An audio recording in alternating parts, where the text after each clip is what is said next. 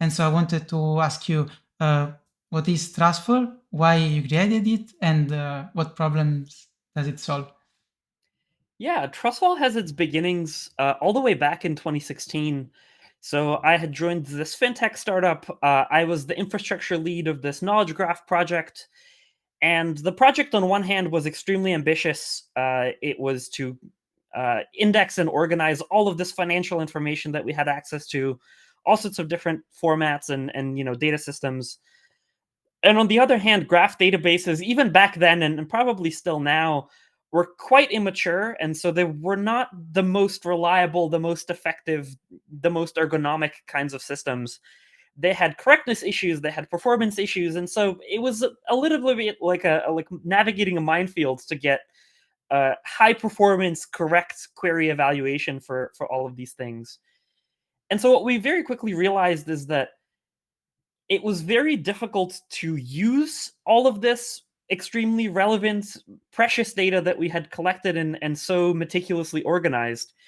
And we ended up having tons of product engineers and machine learning engineers who were just kind of waiting for somebody else to help them write the correct query that would get them the data that they needed with sufficient performance and without falling into any of these pitfalls.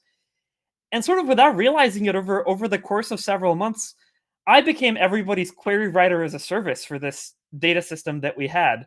It was, hey, Predrag, can you help me with this? And hey, Predrag, can you help me with that? And that was fine, but it very clearly didn't scale, right? There was only one of me, and there were many other people at the company that needed to make use of this data. So I wanted to put together a system that insulated people from the sharp edges, if you were, of the underlying data representation, right? They had some idea of this is the data that we want to get and how we want, what query we want to run. And to them, it didn't really matter that the data was represented as a graph in this particular kind of graph database and had caches here and there and things like that. They just had a query and they wanted some answer, and everything else was some implementation detail that wasn't particularly relevant. So I built a little prototype system. I showed it to a few people. They seemed happy with it. We ended up deploying it. It ended up helping us through some database migrations. Sooner or later, people realized that it wasn't just this graph database that we had an issue with. It was also SQL databases that we had problems with, and S3, and one thing led to another. And fast forward, many years, Trustfall is essentially the Rust rewrite of this prior open source system that I built internal to this company. So I left the fintech startup where I was. I started a Rust rewrite of the open source project that is similarly open source and permissively licensed. And the new project is called Trustfall. It's a query language that can query any of these data sources that I've needed to query previously, including APIs, including databases, including machine learning models. And the overarching idea is still the same.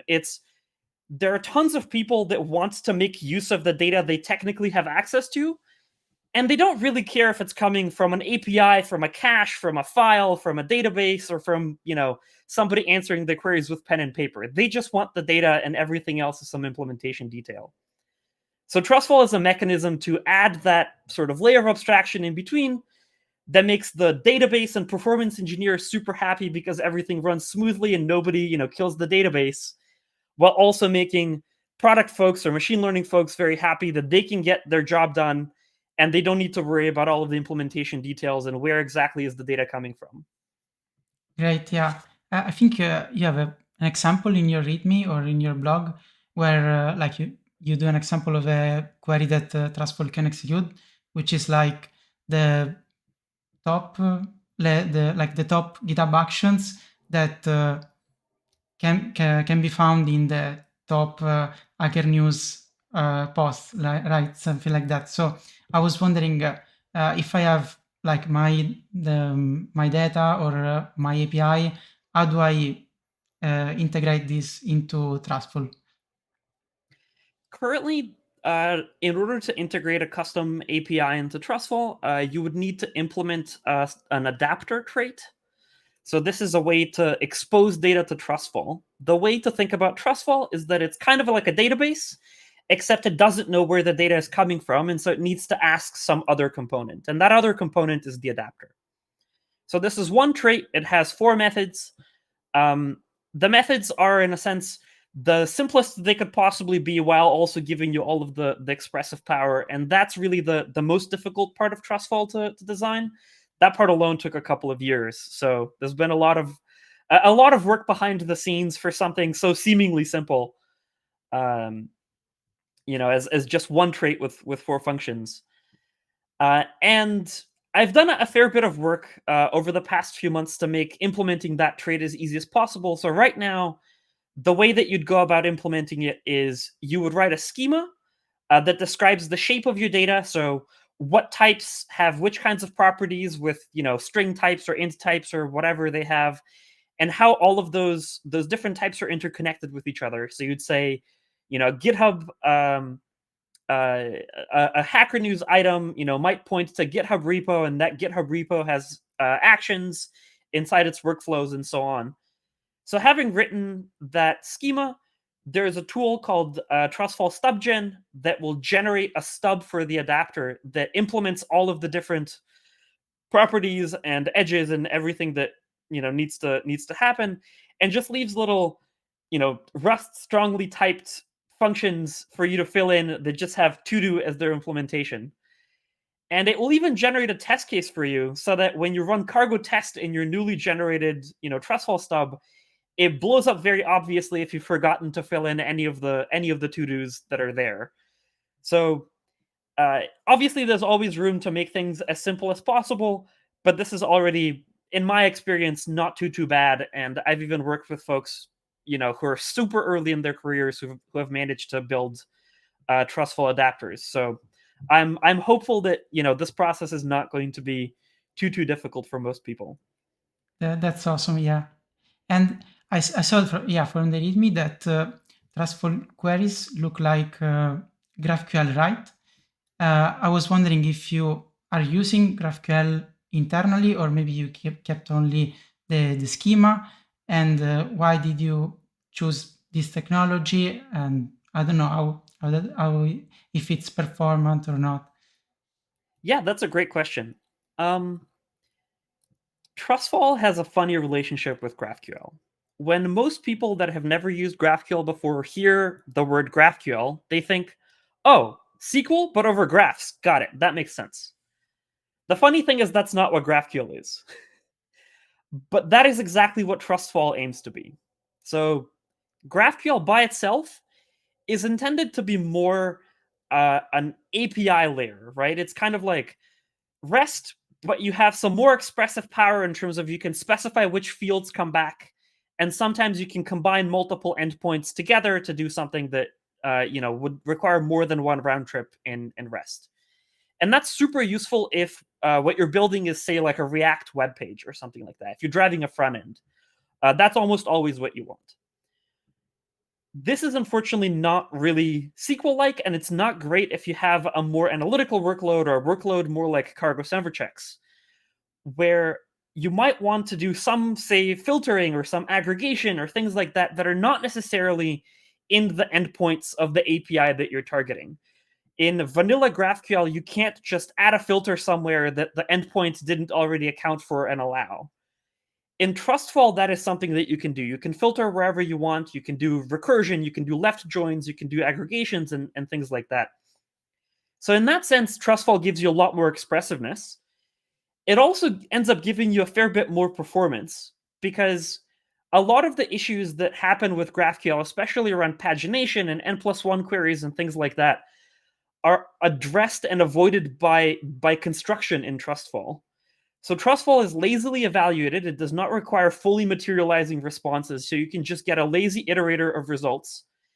That means that it's actually extremely safe to write a very expensive query, because you don't have to do, limit 10 everywhere. You can just grab 10 things and stop iterating, and that's fine.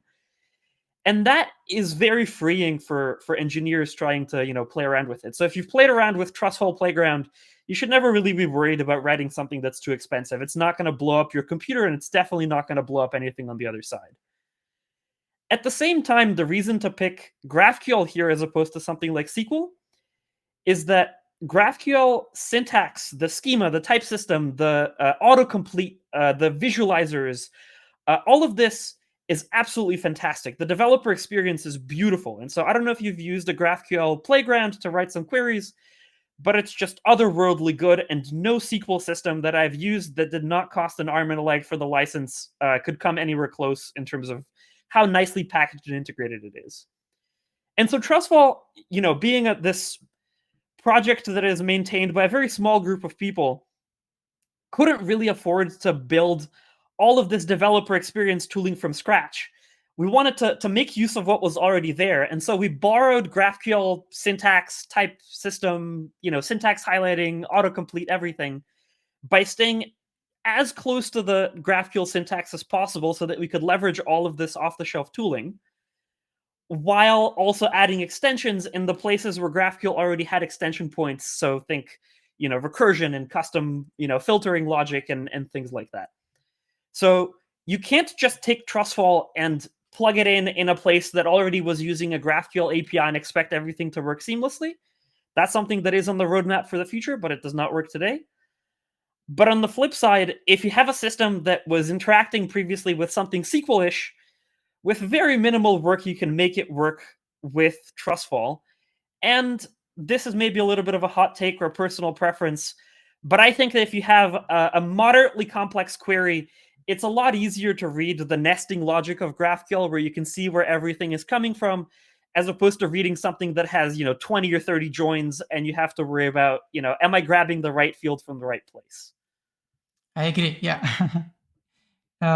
Yeah, so I used GraphQL in the past, and for complex APIs, it's more pleasant to work with respect to REST, for example, HTTP REST API, because yeah, as you said, it gives you autocomplete. Like at compile time, if you use Rust, you can verify that the query you're building reflects the schema. So I guess you have the same experience in Trustful. And so if I understood correctly, you're not using GraphQL internally, so you don't have a GraphQL server, but you're just using GraphQL for the syntax and the tooling. Okay, that's awesome. I see. Yeah, exactly. And Trustfall, in a sense, aims to be kind of like LLVM in that it has a GraphQL front end, so it understands GraphQL syntax, but it turns that into internal representation that actually has nothing to do with GraphQL or anything like that. And so, in principle, tomorrow or next month, we could add a SQL front end there and compile to the same internal representation, or the next greatest thing that hasn't been invented yet, and still make all of that work with all of the adapters that people in the community have built and published, or with compilation to SQL or to GraphQL or to some other system in the back. Trustfall really, in its present form, is sort of one thing, but it really aims to be a Swiss Army knife, if you will, of the data world, because we didn't want to be constrained by our chosen method of execution, our chosen syntax, or anything like that. These things evolve over time, and being part of the Rust ecosystem means that we have to plan for the long run, because that's when you have highly maintainable code, you can afford to do that, right? Your project doesn't just bit rot into oblivion every 3 months. Yeah, definitely. And so I wanted to ask also why, where the Trustful name comes from. Yeah, absolutely. It's a bit of an inside joke. Trustfall, when people hear about it, they go, that sounds impossible. I mean, if what you're pitching is the holy grail of data, right? I can just query any API, any system for one place. And the answer is actually kind of yes. Cool. And so the name Trustfall is kind of a hat tip to that. It's one of those, you kind of have to see it to believe it, and you kind of have to commit to the bit in order to experience it, because it sounds too good to be true. And that's part of why I ended up building Cargo Semver checks as a very public demonstration of, if Trustfall is actually so good as I say it is, then something like Cargo Semver checks should be really easy to build, right? And so far, fingers crossed, that has panned out, thankfully. But yeah, so Trustfall, you have to commit to experience it, and hopefully you're right. And so far, that has panned out. Nice. Yeah, I think it's a great name. Yeah, now that I know the meaning, I like it even more. And yeah, I think that cargo semver checks really shows the power of Trustful. Also, you have a demo that allows you to run Trustful in the browser, right? And if understood correctly, Trustful is compiled via WebAssembly, so everything runs in your browser basically. And like you can run Hacker News queries and so on. So I wanted to ask you what how was the process to uh, say compile Trustful to WebAssembly and yeah, if any insight there. Yeah.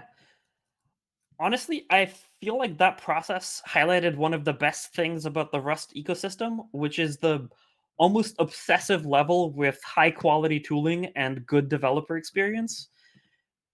Because I'm not the world's biggest expert about browser technology and definitely not WebAssembly, quite far from it.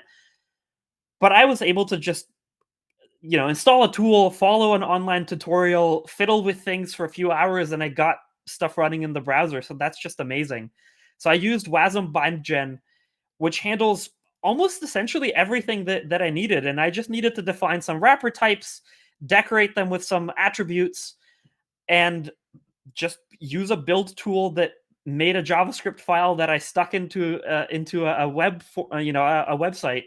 And then I had a couple of friends who are a little bit more knowledgeable about front end things put together a little React app because that's not my forte. But overall, the process was extremely smooth. Which is not to say that there weren't some slightly sharp edges. The whole lazy evaluation model is a little bit tricky to generate definitions files for TypeScripts for, because the control has to pass between the um, the adapter, which is written in TypeScript in that case and runs directly in the browser and is asynchronous and uses fetch APIs to communicate with the Hacker News API upstream, and on the other hand, talk to Trustfall and WebAssembly. So these two things need to exchange a lot of data back and forth, and there's obviously a little bit of complexity there. So I needed to do a little bit of this work manually. But to be perfectly honest, given how complex the whole thing is, the amount of work that I needed to do to get all of this running end to end was shockingly small. It was at least an order of magnitude less than I would have thought it would have been. So, two thumbs up. If I had any more thumbs, I would give even more thumbs up for the state of, embedding Rust in as WebAssembly in a web browser. It was absolutely amazing. Yeah, it's I think Rust has many use cases like embedded desktop UIs, backend development, and so on. And yeah, Wasm is another one which I think it's probably the best language that has the best support for WebAssembly. So I'm excited to see more about that. Yes. So you mentioned that you can write adapters, trustful adapters, also in TypeScript, and I saw also in Python. How many? How is it like? How many languages do you support? Yeah, right now it's Rust, TypeScript, and JavaScript, obviously through the WASM bindings, and then Python. In principle, the same approach that worked for Python and for WASM and TypeScript should work for any other language. There's just a little bit of usually FFI type of code that needs to be written, and then any other language could sit on the other side. You could also implement the adapter trait by making function calls to some remote server or doing Unix pipes locally or anything like that. So really the sky is the limit about what languages could be the data providers to Trustfall versus Trustfall running the query. And this is also really beautiful because it means that most of the time you don't really have to worry about the query engine itself. The query engine itself is going to be rather fast. So long as you can feed it data fast enough from the underlying data source, API files, database, whatever it might be, The engine itself is written in Rust. The Rust compiler is quite good about squeezing performance out of Rust code. And so the Trustfall compiler itself is almost never the bottleneck in anything. And even, in cargo sandwich checks, I've done a fair bit of work optimizing.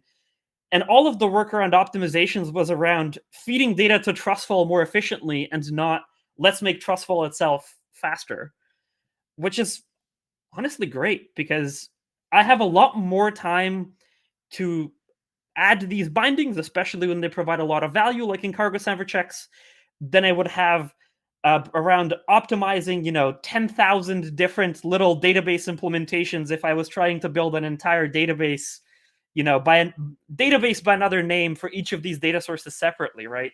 It's a lot easier to take one thing and optimize it heavily and then apply it to 10,000 different data sources than it is to separately optimize 10,000 different not quite databases in their own right. Absolutely, yes. So you said that you integrated JavaScript adapters by using WASM. Instead, I'm curious how you integrated the Python adapters too. Yeah, I used the PyO3 crate, and the story was very, very similar. Installed the crate, followed an online tutorial, didn't really dig in too much into the details. I ran some commands on the shell, and a Python package came out the other end. So just minimal, add a few attributes here and there. I have a combined Rust and Python crate/package, and all of this is managed by the tooling. It's completely transparent to the user, so the user can write an adapter in Python and be completely none the wiser that the rest of the system is built in Rust and that there's any sort of FFI and communication going on. So honestly, shockingly good developer experience, both for me as the maintainer and I think for downstream consumers. I get convenient, strongly typed, borrow checked Rust code, and users get type hinted Python, and everyone is happy. Yeah, absolutely. I think that providing the ability to write adapters in other languages is great because you empower everyone to use Trustful, which is great. Yes.